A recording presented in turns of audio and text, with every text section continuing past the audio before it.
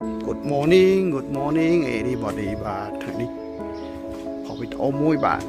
ស្ដីអំពីសាលាប្រភេទខ្មែរសកានំពេញដែលមានទីតាំងនៅជិតរបស់សំសចម្ងាយមហាសម័យបងប្អូនយើងអាចបញ្ជើញទស្សនាសេរីនិងដោយស្វាគមន៍និងក៏ក្តៅផងដែរពីសាលាបើសិនចង់មកទស្សនាដោយសេរីបាទ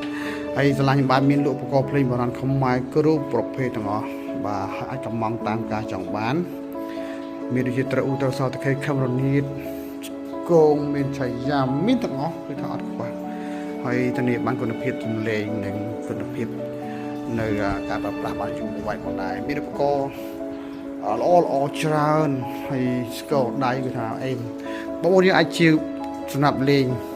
ចូលឆ្នាំបានខាងមុខនេះគឺយើងចិត្តដល់ហើយចូលឆ្នាំថ្មីយើងគឺឆាប់ហើយអញ្ចឹងយើងអាចបងប្អូនតែតតងបានមកបើសិនចង់ជាវឬក៏ទិញដើម្បីកំសាន្តរយៈកាលខ្លីបាទហើយឧបករណ៍នេះត្រូវ